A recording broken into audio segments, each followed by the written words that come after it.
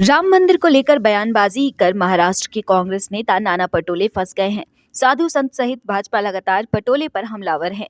कांग्रेस के राष्ट्रीय अध्यक्ष मल्लिकार्जुन खड़गे सोमवार को झारखंड दौरे पर आ रहे हैं। उनके इस दौरे पर भाजपा प्रवक्ता प्रतुल सहदेव ने मल्लिकार्जुन खड़गे से कहा कि उन्हें नाना पटोले के दिए बयान पर जनता से माफी मांगने की जरूरत है, क्योंकि एक आदिवासी राष्ट्रपति द्रौपदी मुर्मू के राम मंदिर जाने के बाद महाराष्ट्र के कांग्रेस प्रदेश अध्यक्ष नाना पटोले ने राम मंदिर को शुद्धिकरण करने का बयान दिया, जो कि काफी निंदनीय है। हम मांग करते हैं कि मल्लिकार्जुन खड़गे इस पर सार्वजनिक रूप से माफी मांगे। तो भाई हमारी मांग है कि जिस तरीके से कांग्रेस पार्टी ने पूर्व में और वर्तमान में गलत बयानियां की हैं, तो अपने झारखंड दौरे के दौरान मल्लिकार्जुन खड़गे जी जो हम मुद्दे उठाने जा रहे हैं गलत बयानी के, इस पर वो माफ़ी मांगे सार्वजनिक रूप से कांग्रेस की तरफ से। देखिए, सबसे पहले कांग्रेस के अध्यक्ष ने कल प्रेस वार्ता करके नाना पटोले के उस वक्तव्य से पूरे तरीके से किनारा कर लिया और कहा कि साहब इसको तोड़ मरोड़ कर दिखाया गया है और ये किसी प्रधानमंत्री या किसी राष्ट्रपति का अपमान नहीं है। ये बयान यही था। राम मंदिर में शुद्धिकरण हम करेंगे और ये हमारा वक्तव्य नहीं है। हमारे देश के सनातन धर्म के हमारे मुखिया जो शंकराचार्य जी ने ये वक्तव्य को बार बार कहा है और कांग्रेस पार्टी की शुद्धिकरण किया जाएगा, क्योंकि हमारे सनातन धर्म में घर में अगर माँ पिताजी कोई एक्सपायर्ड होते हैं तो सर मुंडाना पड़ता है, पूरी विधियाँ होती है। लेकिन नरेंद्र मोदी जी ने ओला करते हुए प्राण प्रतिष्ठा। देखिए, आपको साफ दिख रहा है नाना पटोले ये कहते हुए कि मंदिर का शुद्धिकरण करेंगे, और इसके पीछे जो वो वजह बता रहे हैं ना, ये सिर्फ हाथी के दांत है। हिडन एजेंडा इनका कुछ और है।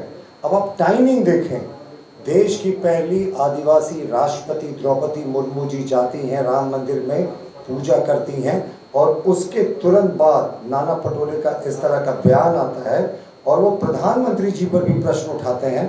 और इसकी टाइमिंग देखें, इसका हिडन एजेंडा देखें। हमारा साफ मानना है कि जिस तरीके से नाना पटोले ने ना सिर्फ एक आदिवासी बेटी जो राष्ट्रपति है उनका अपमान किया, उनके जाने के तुरंत बाद 2-4 दिनों के भीतर ही इस प्रेस कॉन्फ्रेंस को करके कहा कि शुद्धिकरण करेंगे, बल्कि एक पिछड़ा का बेटा जो देश का प्रधानमंत्री है उसके बारे में भी अमर्यादित टिप्पणी की। ये इनके पिछड़ा विरोधी और इनके आदिवासी विरोधी मानसिकता को दिखाता है। तो मल्लिकार्जुन खड़गे से मांग करते हैं कि अपने महाराष्ट्र प्रदेश कांग्रेस अध्यक्ष के इस बयान के लिए झारखंड दौरे के दौरान वो माफी मांगे, और सिर्फ एक पिछड़ा और एक आदिवासी का अपमान नहीं किया, मंदिर का शुद्धिकरण करेंगे साहब।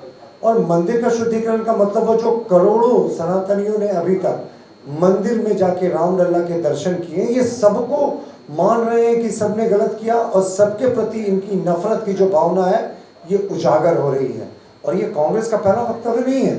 अगर आप सीक्वेंस देखें, 13 सितंबर 2007, रामलला काल्पनिक है, रामायण का कोई अस्तित्व नहीं है, सीता मैया हनुमान काल्पनिक कैरेक्टर्स हैं। कांग्रेस की यूपीए सरकार ने एफिडेविट करके सुप्रीम कोर्ट में कहा था।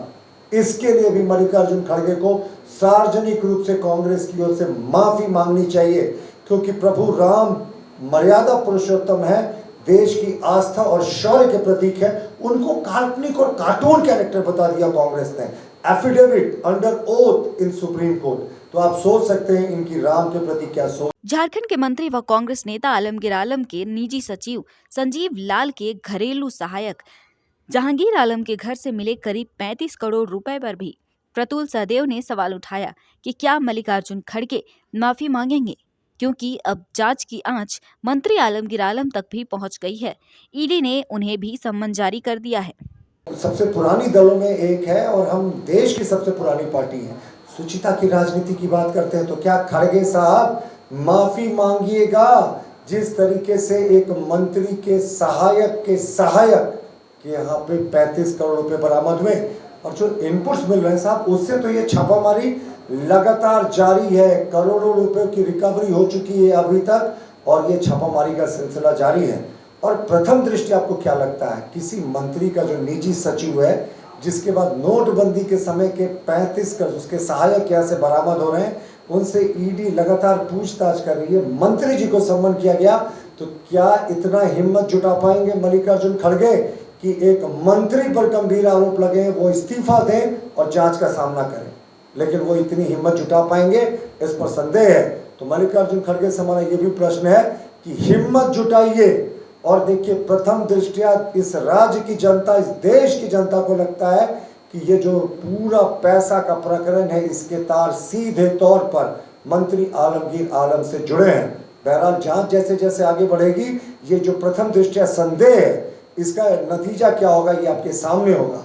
लेकिन मंत्री के निजी सचिव के नौकर के यहाँ से 35 करोड़ होती है। देश दुनिया में झारखंड शर्मसार होता है। एक सांसद के यहाँ 351 करोड़ रुपए की बरामदगी होती है। और कांग्रेसियों का लॉजिक देखिए, साहब कच्चे का व्यापार था, कच्चे का पैसा था, और अब कह रहे साहब इनकम टैक्स में उन्होंने अपना जितना डिफॉल्ट था वो दे दिया।